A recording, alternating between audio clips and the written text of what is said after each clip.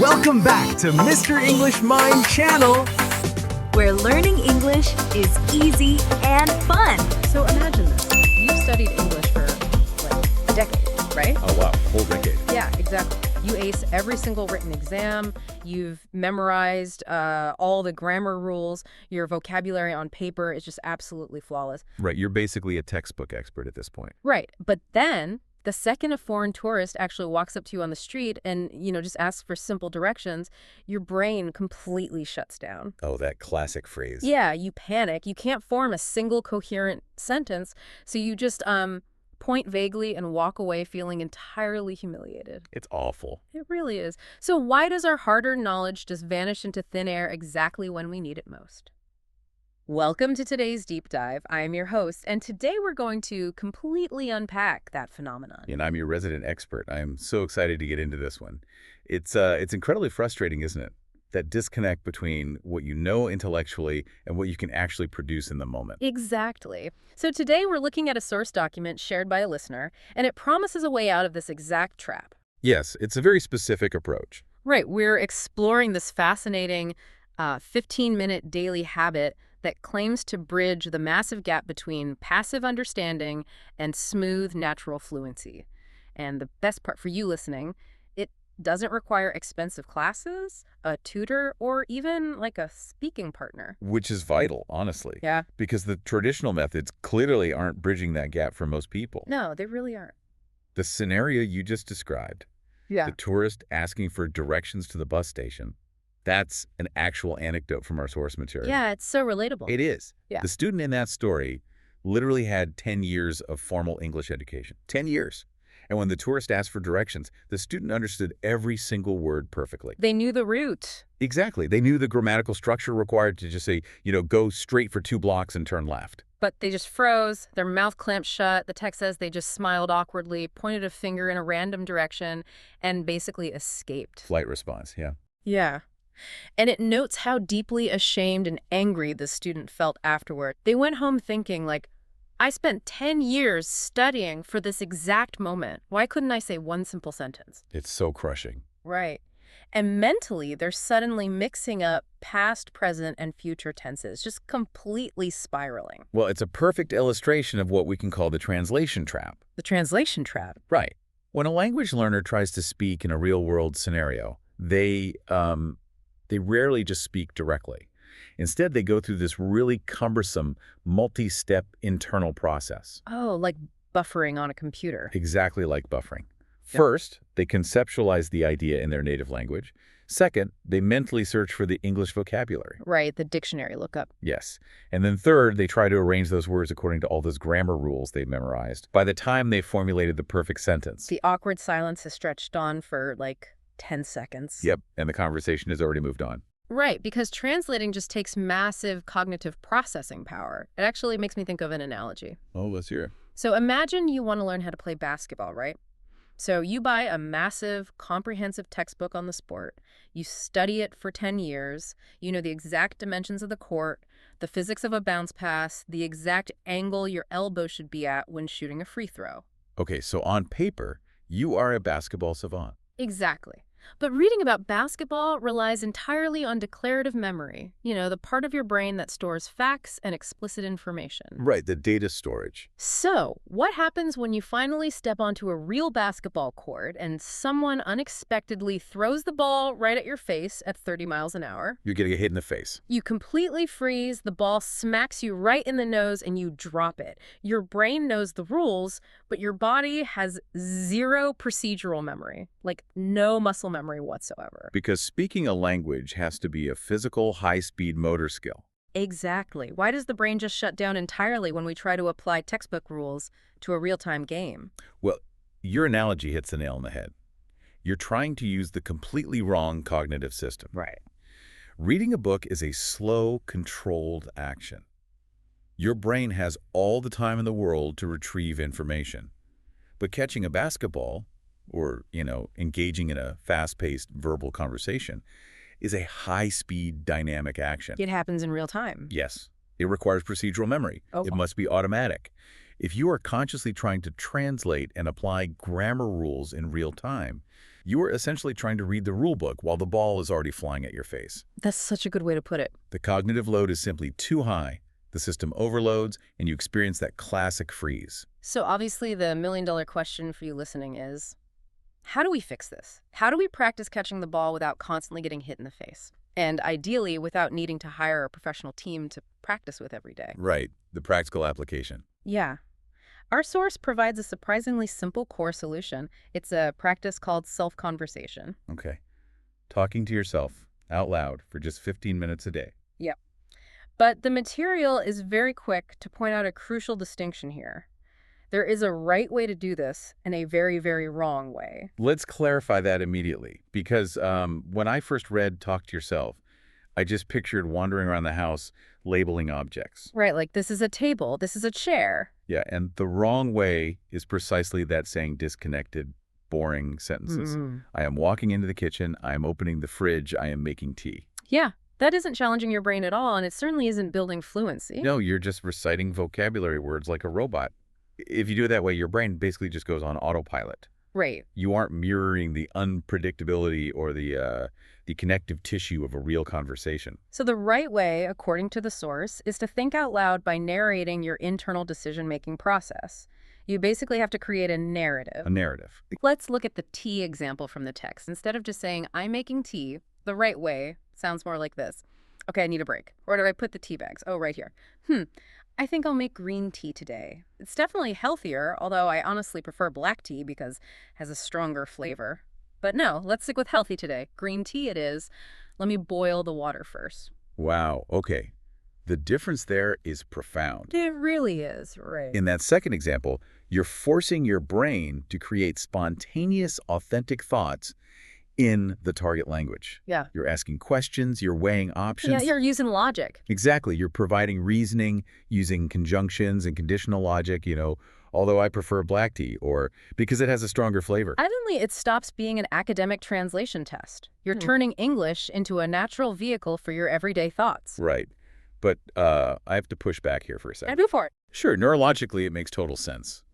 But practically, standing in an empty kitchen, having a passionate debate with myself out loud about green versus black tea, I would feel completely ridiculous. No, absolutely. It feels incredibly unnatural at first. Does that deep self-consciousness actually go away, or are we just supposed to get used to feeling a bit crazy? It's a very fair point, and the source addresses this. It's completely normal to feel absurd the first few times you try it. Okay, good to know. But you do get past it, and the reason you get past it is the very thing that makes the method work in the first place.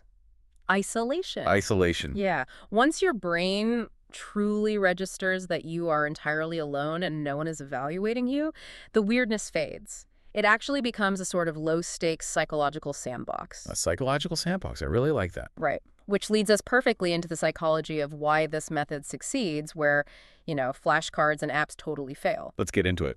The source breaks this down into 5 core reasons. Let's unpack them. This is where the mechanics of language learning get really fascinating for you as a learner. Let's do it. So, reason number 1 is that output is essential. Active outputs. Exactly. Most learners spend like 90% of their time on input reading articles, listening to deep dives like this one, watching movies.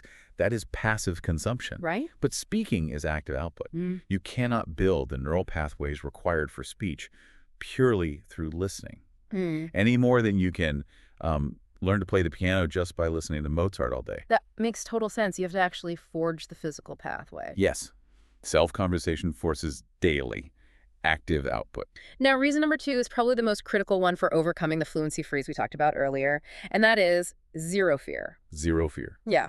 When you are alone, there is no judgment. You can stumble, you can use the completely wrong verb tense, you can take 30 seconds to find a word, and you don't feel slow or stupid. And there's a hard scientific reason why that zero fear environment is so crucial. In linguistics, there's a concept known as the affective filter. The affective filter. Okay, break that down. Let's look at the biological mechanism behind it. When you are trying to speak to a native speaker, you often experience social anxiety. Oh, absolutely. My heart starts racing. Exactly. Your body registers this stress and releases hormones like cortisol.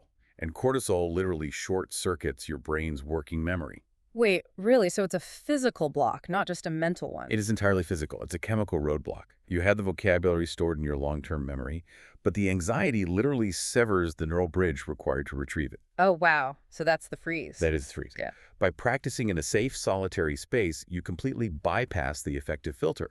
Your cortisol levels stay low, the bridge stays open, and your brain can freely access the vocabulary you already know. That is incredible. So the anxiety is literally locking the filing cabinet in your brain. Okay, so reason number 3 builds right on that. Bypassing the translator. Right. Because you are practicing in this low-stress environment every single day, your brain slowly learns that it doesn't need to use your native language as a crutch anymore. You begin to associate concepts directly with the English words, rather than translating them first. Yeah, you're eliminating the middleman, which naturally leads to reason number 4, which is automatic recall. Automatic recall. So as you eliminate that translation step, those words and phrases actually migrate from your passive memory into your active procedural memory. Back to the basketball analogy. Exactly. It becomes muscle memory. You don't have to consciously search for the word. Your mouth just starts forming the sounds automatically because you've run the drill so many times. Because your articulatory system, your mouth, tongue, vocal cords, literally gets used to the physical act of producing those specific sounds in sequence. Yes, it's a physical workout for your mouth. And finally, reason number 5, which I think is my favorite, total flexibility. Oh, this is a big one. And for you, our listener, this is huge. We know you're juggling work, family, maybe school, 100 other responsibilities. Finding an extra hour to sit at a desk and study grammar is almost impossible. Almost completely impossible. But self-conversation requires 0 extra time. It's what productivity experts call habit stacking. You just layer it on chores you're already doing anyway. Right, you talk while commuting, while folding laundry, while doing the dishes. It seamlessly integrates into a busy lifestyle. It turns dead time into highly active practice time. So the logic is very sound. The psychology totally checks out. But how do we actually structure this? Because the source document outlines a very specific 3-level action plan spread out over 3 weeks. Yeah, it's designed to slowly ramp up the cognitive load so you don't just get overwhelmed and quit. And structure is essential here. Without it, you'll just end up reverting to those boring robotic sentences we warned about earlier, like, I am walking. Right. So level 1, what you do for the first week, is called daily narration with depth. This is 15 minutes a day where you talk about exactly what you are doing in your immediate physical environment. But, and this is the key, you must attach your internal reasoning and your emotional state to it. The emotional speed is key. Tying vocabulary to emotion actually dramatically improves memory retention. Let's use the source's example. You're in the bathroom brushing your teeth. Instead of just saying, I am brushing my teeth, you say something like, all right, time to brush. I bought this new whitening toothpaste last week, but honestly, looking in the mirror, I don't see any difference at all. I feel kind of scammed. I love that. My dentist is always lecturing me to brush for a full 2 minutes. I'm usually way too impatient for that and stop after 1. But you know what? Today I'll actually set a timer and do the full 2 minutes. That is a phenomenal exercise for week 1. Right. Because it grounds the language in the tangible physical world, the toothpaste, the mirror, the timer, but it introduces emotion, feeling scammed, feeling impatient. Exactly. So after a week of that, you graduate to level 2, simulated conversations. Okay, stepping it up. The goal here is to do 3 different scenarios a day. You are basically role-playing, but you have to play both sides of a real-life interaction. Okay, so this step introduces the element of anticipation and reaction that you actually need for real dialogue. Yes. The source uses a restaurant scenario. You're alone in your living room, and you play both the waiter and yourself. Okay. You act as the waiter. Good evening, are you ready to order? Then you switch roles and answer yourself. Not quite yet. I'm torn between the chicken and the salmon. What do you recommend? I see. Back to the waiter. The salmon is our specialty. It comes with a great garlic sauce. Back to you. Perfect. I'll take the salmon. Oh, can I get a glass of water? No ice, please. By playing both parts, you're actively practicing the rhythm and cadence of a social exchange. Yeah.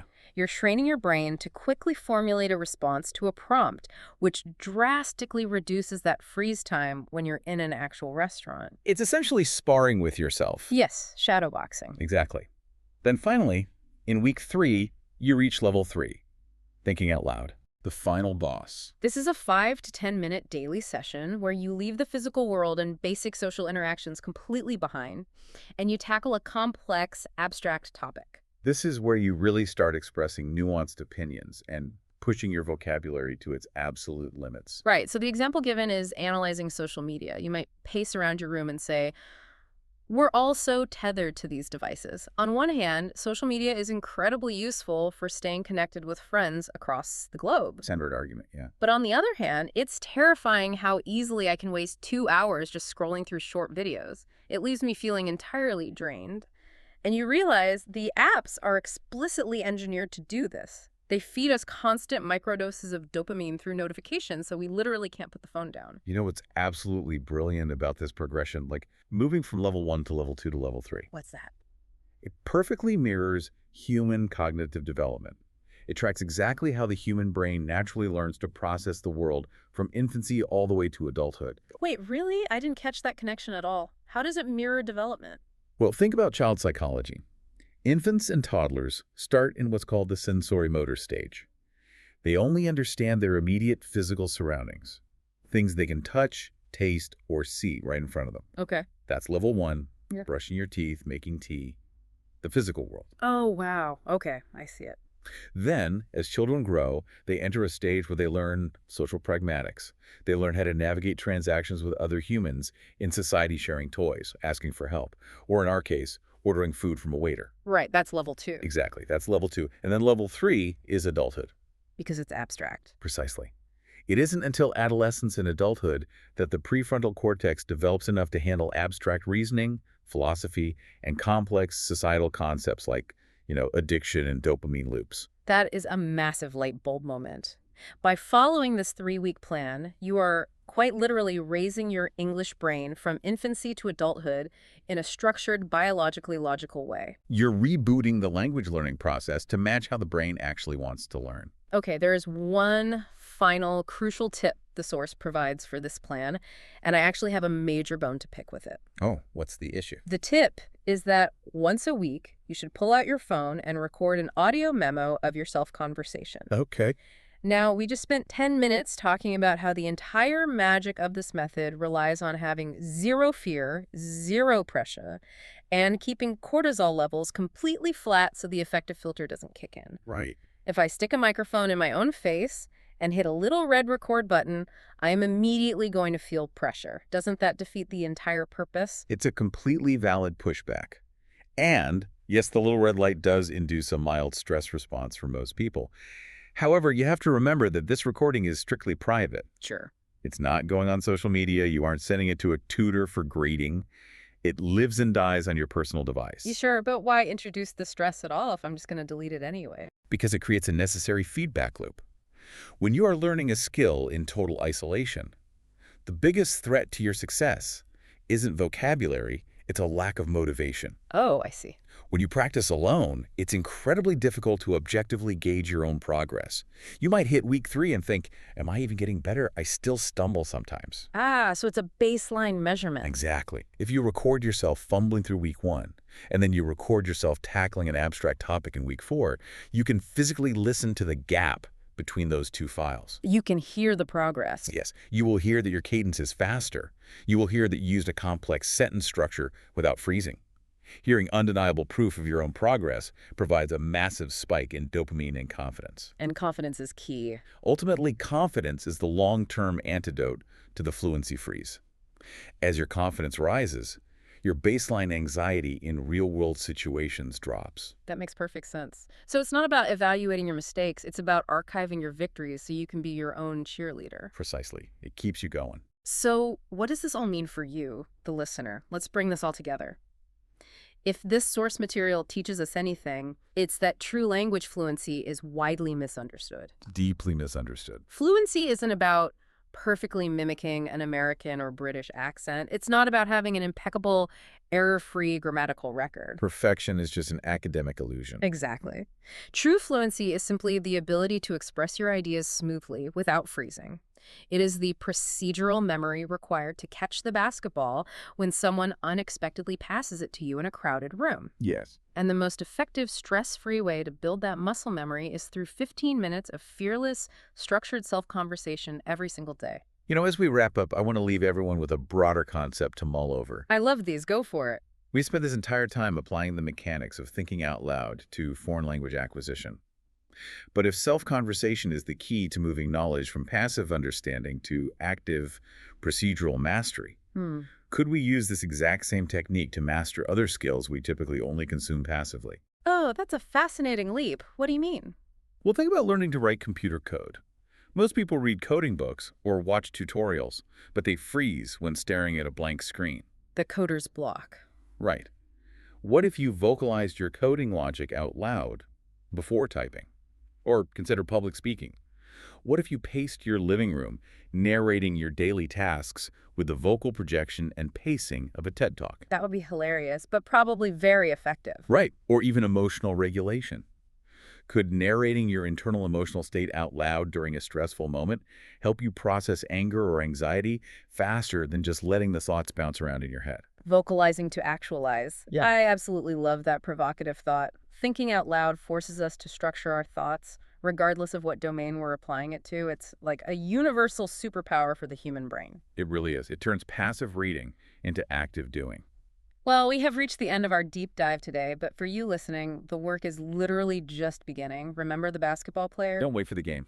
Exactly. Do not wait until you are face-to-face with a real tourist on a busy street to practice catching the ball. Practice catching it in your kitchen where it's safe and where the only person who can hear you drop it is yourself. Build that procedural memory where there is zero fear. In fact, we want to challenge you right now. When you turn off this deep dive, don't just put your headphones away and sit in silence. Immediately spend 5 minutes talking out loud. Tell your empty room what you thought of this discussion. Debate with yourself about what you were going to make for dinner. Just start talking. You are officially starting your journey to true, unshakable fluency right now. Have a wonderful time talking to yourself. Thank you so much for joining us, and we will catch you on the next deep dive. If you enjoyed this video, please like, subscribe, and share it with your friends. Thank you so much.